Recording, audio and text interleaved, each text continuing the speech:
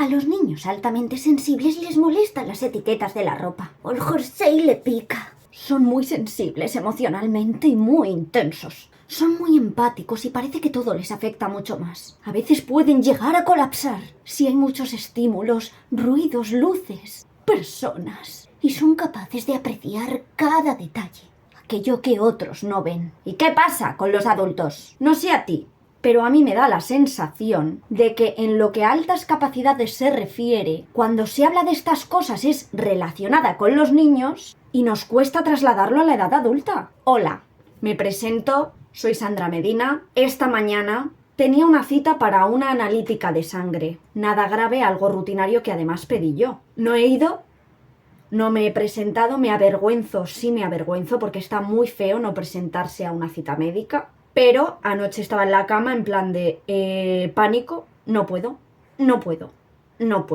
Entonces quité el despertador y me he quedado dormida.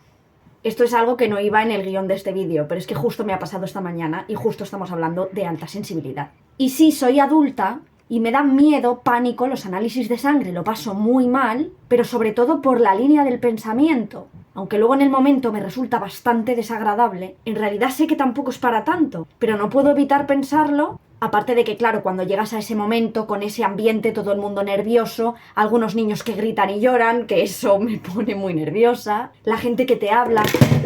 ¡Madre! La gente desagradable que no entiende que por muy adulta que seas, puedes pasarlo mal. En fin, que es una situación que me genera mucha tensión, mucho estrés, y yo ya estoy muy tensa y muy ansiosa últimamente, y más ahora que es la última semana de trabajo del año. Así que sintiéndolo mucho y me he sentido muy avergonzada, pero no he ido. Así que cuando vaya a la cita médica de devolución de resultados, pues le diré a mi doctora la situación, ¿no? Me ha pasado esto, lo siento. Lo bueno es que, por la vergüenza que me da no haberme presentado, la próxima vez voy a ir sí o sí, por no volver a hacer lo mismo una segunda vez y quedar mal.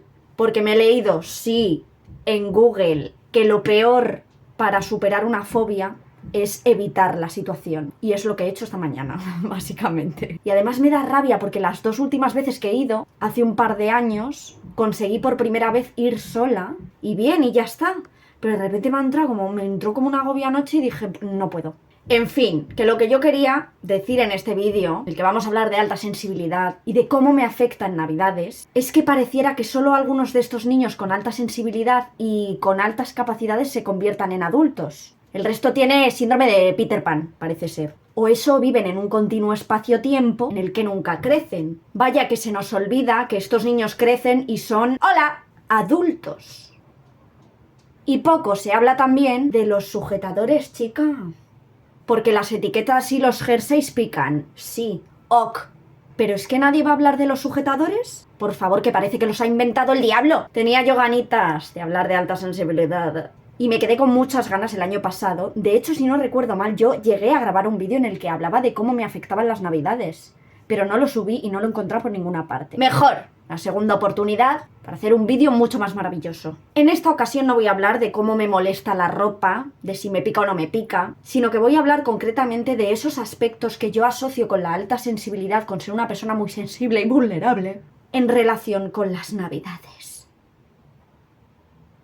Y ya así de paso, pues aprovechamos para introducir el término de alta sensibilidad del que no había hablado en este canal, en estas fechas tan señaladas. Y te voy a hablar de los 4 rasgos de la alta sensibilidad y cómo me afectan en Navidades. Pero antes de empezar, Paloma Merello va a explicarnos, a introducirnos en este concepto de alta sensibilidad, pero específicamente cómo se relaciona esta con las altas capacidades y su postura como investigadora en este asunto. La alta sensibilidad es un término que acuñó Elaine Aron, en el que se incluían 4 dimensiones diferentes que después Sandra os explicará mejor, y si cumplías esos 4 criterios podrías ser clasificado como una persona con alta sensibilidad. Yo soy bastante crítica con el concepto de alta sensibilidad, de persona altamente sensible, ya que no conforma unos rasgos de personalidad. Desde mi punto de vista hay escasos estudios empíricos que aborden el tema. Y me parece que la definición es algo generalizable y poco explícita. De esta manera, uno de los centros de la alta sensibilidad es la percepción, la gran sensibilidad a la percepción de estímulos sensoriales, es decir, olfato, vista, gusto, tacto, en fin, los sentidos. Estos sentidos vienen biológicamente predefinidos en cada uno de los individuos y son independientes de la capacidad intelectual. De hecho, en la alta capacidad intelectual no se ha observado una correlación que sea notable entre la sobreexcitabilidad sensorial y la capacidad intelectual. Las únicas dos sobreexcitabilidades que correlacionan de una manera significativa y notable son la intelectual y la imaginativa. Otro de los puntos de la alta sensibilidad es que se habla de un procesamiento profundo y esto es fácilmente malinterpretable. De hecho, es uno de los puntos que más se confunde con la alta capacidad intelectual. Debemos decir, y yo lo que resumiría es, y para enmarcarlo dentro de las fechas que estamos, una persona con alta capacidad intelectual tiene una predisposición a generar múltiples líneas de pensamiento e intensificar los eventos y los inputs, ¿vale? Los estímulos que recibe del entorno. Es decir, tiene unos sentidos más exacerbados, es más sensible a los estímulos del entorno. Quizá no perciba más cantidad de estímulos porque no tenga un olfato prodigioso, pero el olor que reciba, interprete, le evocará a través de su capacidad intelectual y su alta creatividad múltiples líneas de pensamiento que derivarán en opciones positivas y negativas y que al final impactarán en sus emociones, generando emociones que tiene que gestionar.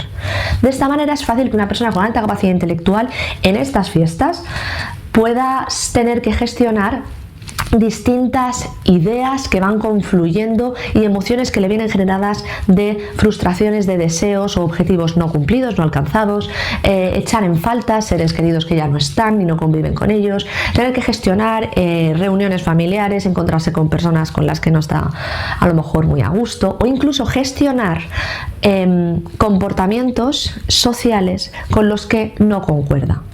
Todo esto se da también en el resto de personas e individuos.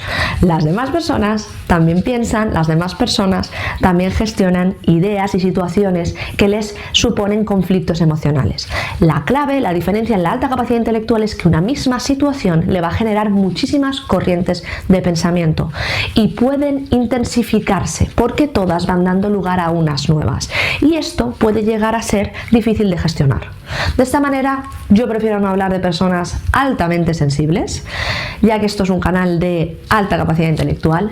Hablaría de que las personas con alta capacidad intelectual, independientemente de su capacidad para percibir los estímulos sensoriales del entorno, tienen una capacidad indudable para generar múltiples líneas de pensamiento e intensificar los eventos que viven. Y esto en fiestas en las que se da multitud de situaciones puede hacer que se vivan de una manera mucho más intensa. Pues muchas gracias, Paloma. Es muy interesante porque cuando yo colaboro con Paloma en mis vídeos de YouTube, yo le paso primero el guión de lo que yo quiero hablar. Después ella me envía su aportación, luego yo la veo y a veces adapto el guión un poco dependiendo de lo que ella me ha dicho. Y ha sido muy interesante darme cuenta de una cosa que te voy a decir al final del vídeo. Que por cierto nos introduce aquí Paloma en su aportación un término muy interesante del que hablaremos también más adelante, que es el de la sobreexcitabilidad. Pero en fin, que como veis, la alta sensibilidad en la alta capacidad va mucho más allá de que te pique la ropa. Y es de eso de lo que vamos a hablar hoy. De todo aquello que va más allá de lo sensorial, pero que también se ve afectado por lo sensorial. Aunque si te lo estás preguntando, oye Sandra, ¿tú eres de esas personas a las que le molestan las etiquetas de la ropa?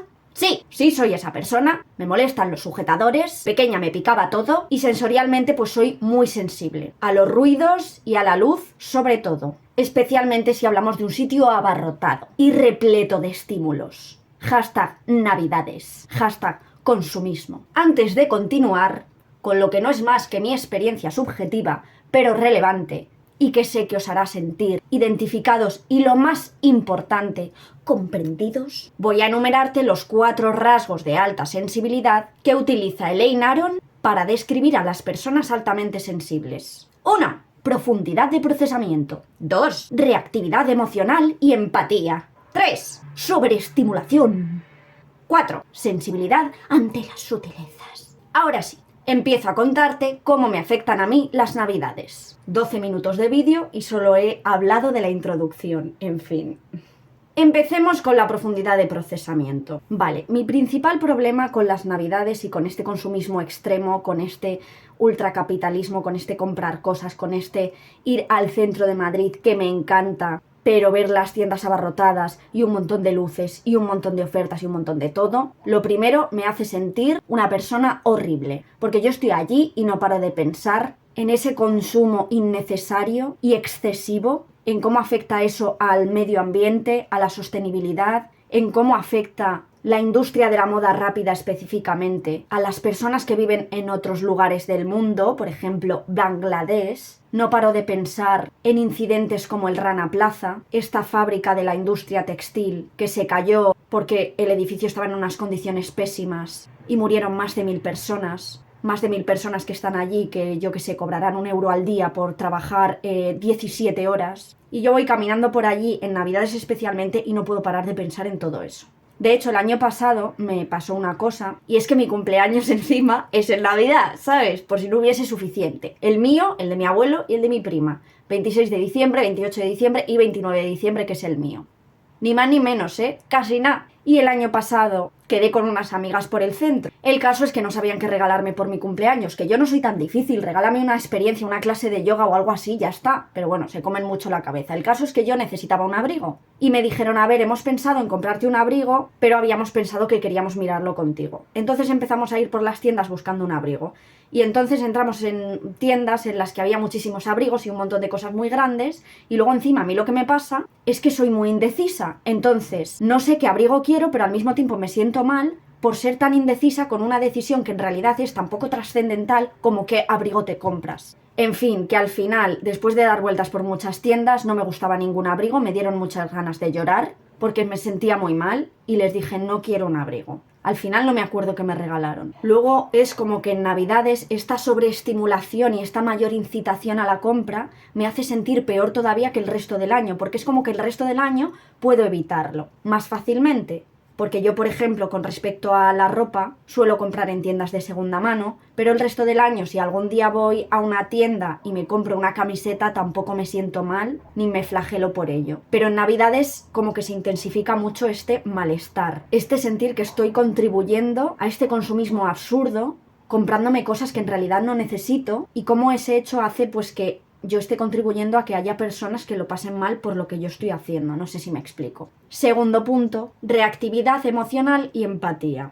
Pues bueno, en estas fechas todo el mundo está más sensible, para bien como para mal. Hay muchísima más emocionalidad, tanto positiva como negativa, y las dos me abruman. Evidentemente, la negativa es mucho peor.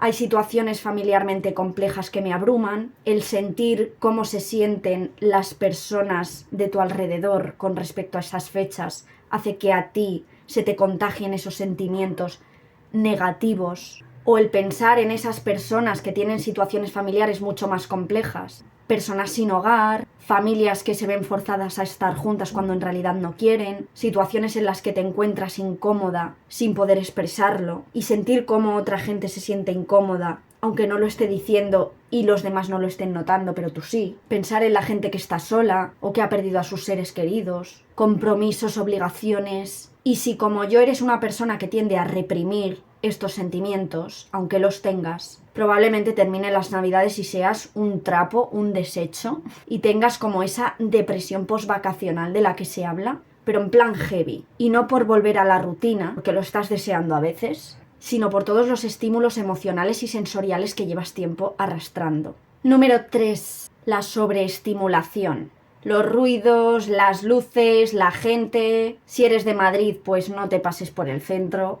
Aprovecha antes del puente de diciembre para el próximo año. Y luego el exceso de interacción y lo que ello conlleva. A veces siento que estoy como ahí entre la gente, entre un montón de estímulos, de voces, de gente que habla, que se ríe, de gente que llora, de música, de luces de todo y me siento allí como si no fuera nadie y como si me quisiera meter dentro de una caja y quedarme allí metida y no escuchar ni ver a nadie.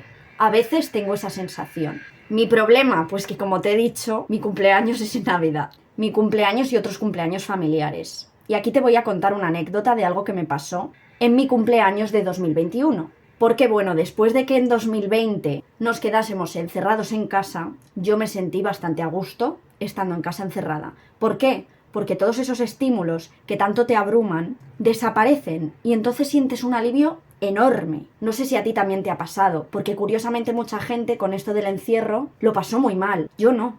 Yo sentí muchísimo alivio. Ahora, lo que me costó luego fue salir al mundo. Y a partir de ahí empecé a aislarme cada vez más. Pero bueno, el caso es que como en 2020 no celebré mi cumpleaños con la familia, en 2021 de repente fue como volver a sentir todo eso que había sentido siempre y desde niña. Y algo que siempre me ha agobiado mucho de mi cumpleaños es ser el centro de atención. Es decir, el estar con tu familia o amigos o lo que sea. Es verdad que con los amigos no me pasa tanto, me pasa más con la familia. Y escuchar tu nombre 27 veces en una hora. Sandra esto, Sandra aquello, Sandra no sé qué, Sandra no sé cuántos. Gente hablándote al mismo tiempo. Además, en mi familia pasa una cosa que me pone muy de los nervios. Y es que las despedidas se alargan eternamente. Entonces me acuerdo que habíamos quedado en casa de mi abuelo para celebrar mi cumpleaños. Creo que el mío y el de mi abuelo, porque el suyo es el 28 y el mío es el 29, no me acuerdo si era solo el mío. El caso es que yo escuché Sandra un montón de veces. Y me acuerdo que según iba avanzando la tarde, me iba agobiando cada vez más. Y después habíamos quedado con mis amigos para celebrarlo tomando algo por ahí. El caso es que en ese momento de despedida, este momento que sales al pasillo, en el pasillo hay como más eco, muchas voces, muchos besos para arriba, para abajo, y yo me agobié muchísimo, bajé las escaleras, me salí a la calle y le dije a mi novio, por favor vamos al bar dando un paseo porque no puedo, necesito caminar. O sea, me agobié, pero heavy. Porque claro, es como que me había olvidado de esa sensación y tenía como que volver a acostumbrarme a ella. El caso es que luego también he visto vídeos de mi cumpleaños de cuando era pequeña y es ese ruido, ese jaleo, ese escuchar mi nombre un montón de veces, que es que además está grabado, hay vídeos en los que Sandre, dejad a Sandra en paz, por favor. Y buf, es que me agobiaba un montón. Entonces, claro, imagínate, si yo de siempre me agobia en mi cumpleaños, que encima sea en Navidad y que tienes la Nochebuena, el cumpleaños de la prima, el cumpleaños del abuelo, el cumpleaños tuyo, que lo celebras con 4 grupos distintos, la Nochevieja, en fin, es que es una cosa que yo es que acabo agotada. Pero si es que hay días que ya digo, ¿pero qué estamos celebrando hoy? ¿De verdad? Porque es que nos hemos visto 6 días seguidos, ya basta. Encima es como que, según van avanzando estas celebraciones, la gente cada vez empieza a hablar más alto, más alto, más alto. Empieza a haber más conversaciones transversales, que eso es una cosa que me pone muy nerviosa. Porque no escucho nada y llega un momento en el que todas las palabras suenan a la vez y yo no estoy entendiendo nada y yo no me entero. Y de repente hay momentos en los que me encuentro absolutamente disociada. Yo estoy aquí, hay cosas a mi alrededor, pero yo no estoy siendo consciente de ellas. El tema es cuando esa sobreestimulación y lo que me genera se une con la línea del pensamiento, de decir, no me apetece estar aquí, pero debería apetecerme, es mi cumpleaños, no estoy a gusto cuando debería estar a gusto, lo estoy haciendo por mis seres queridos cuando en realidad a mí no me apetece, pero ¿por qué no me apetece exactamente? Entonces me empiezo a rayar, y en fin. Pues que hay momentos de estos en los que dices, por favor, necesito salir de aquí. Y cuando no sales, pues disocias. Para que no entienda lo que es disociar, es quedarte aquí en tus pensamientos y obviar la realidad que está sucediendo a tu alrededor. Y por último, la sensibilidad con las sutilezas. Si me preguntas si soy de esas personas que se fijan en los detalles, a priori te diría sí, pero no especialmente. ¿Por qué? Porque soy bastante empanada, no nos vamos a engañar. A veces me fijo en las sutilezas, pero otras puedo tener la sutileza aquí delante de mis narices y no verla. Lo que sí me sucede es sentir estas sutilezas del estado de ánimo de otras personas, la tristeza que me genera, por ejemplo, ver a un niño sobreestimulado en Navidad, o teniendo una rabieta absurda e innecesaria que le está haciendo sufrir en ese momento, provocada por ese consumismo extremo, es algo que me pone muy triste. Porque no puedo evitar pensar que ese niño no necesita tanto para ser feliz y que sus padres les colman de regalos para suplir carencias emocionales y afectivas, cuando lo que en realidad necesita ese niño es atención y un abrazo. Y esto es un ejemplo muy tonto de una pequeña situación que me abruma muchísimo. Es como que hasta ver a alguien feliz e ilusionado por la Navidad y por «oh, mira lo que me he comprado, oh, mira lo que me han regalado», me genera tristeza y no lo puedo evitar y tampoco sé explicar por qué. No sé, es como que es una época en la que mis mayores vulnerabilidades salen a flote. Pero tengo que decir que estas Navidades las estoy encarando de otro modo. Y de momento estamos bien, ya os contaré a la vuelta. Y ahora que te he contado estos 4 rasgos y cómo los relaciono con cómo me afectan a mí las Navidades, después de ver el vídeo de Paloma y volver a revisar el guión, me he dado cuenta de una cosa muy importante. Y es que aunque yo también tengo esos rasgos de alta sensibilidad relacionados con los sentidos, especialmente con el tacto, con el oído, ruido y tal, con la vista, las luces, etc. No tanto con el olfato, la verdad, ni el gusto. Todos los rasgos de alta sensibilidad y como los comentaba yo en este guión, lo que te acabo de contar, tiene que ver todo con ese procesamiento de la información y esa línea o hilo de pensamiento del que habla Paloma. Es decir, que tiene relación con esa alta capacidad, aunque en ocasiones se une a lo sensorial, sobre todo por el tema del barullo, los estímulos, las luces, el ruido, etc. Pero es verdad que yo conozco a gente que se identifica con la etiqueta PAS, que ciertamente siento que sí son muy sensibles también en esta época, pero de otra forma. No siento que sea una sensibilidad que invite a cuestionarse cosas, o que vaya más allá de lo sensorial o de lo empático. Además de esta conclusión de la que me he dado cuenta, gracias Paloma por tu trabajo, supongo que todo esto depende, bueno, supongo no, es así, y es consecuencia de cómo se vivan o cómo se hayan vivido las Navidades en tu entorno y en tu infancia. En definitiva, este vídeo es para que sepas que no estás solo. Que si te sientes como yo y estas fechas te abruman por todo lo que te he contado y más cosas, que si son para ti abrumadoras y nostálgicas. ¿Nostálgicas por qué? Pues ni siquiera lo sabes a veces, pero lo son, porque me hacen pensar en los sueños no cumplidos, en todo el esfuerzo hecho a lo largo del año, en todo lo que he pasado, en mi duelo, en mi infancia entera, que he repasado estos últimos 2 años también. Lo bueno es que ahora las piezas encajan y puedo entender mejor lo que hay detrás de todo lo que siento. Y eso no es ni la etiqueta de alta capacidad ni la de alta sensibilidad, aunque evidentemente ayudan, porque probablemente no estaría llegando a estas conclusiones, ni siquiera de mi historia personal, si no hubiese llegado a través de la valoración de altas capacidades. Pero es que es más tu historia personal, mi historia personal, y cómo ésta ha forjado mi forma de ser y de estar en este mundo, y mi forma de relacionarme con esta festividad.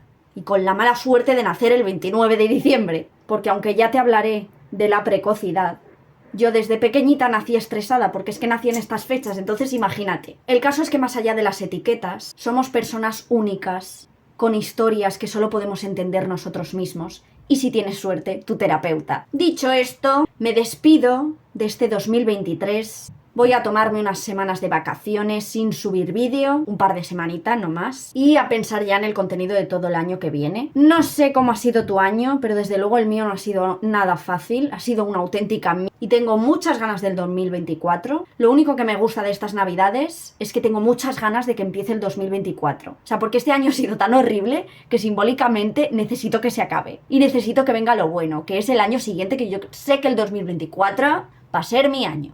Porque si lo digo, voy a publicar mi libro el año que viene. Ahí lo tendréis. En fin, que un abrazo muy grande. Muchas gracias por haber contribuido al crecimiento de este canal. Muchas gracias a las personas que habéis participado en las entrevistas de Mentes Caóticas, en estas primeras entrevistas. Gracias a Raquel, gracias a Ana, gracias a Lucas y muchas gracias a Paloma. Te deseo lo mejor para este año que viene. Lo mejor en estas fiestas, que las pases pues lo mejor posible, respetando tu sensibilidad y tus necesidades. Y bueno, terminar diciendo que estoy deseando que sea 31 de diciembre para mandar al 2023 a tomar por el culo. Te deseo lo mejor en estas fiestas. Un abrazo muy fuerte.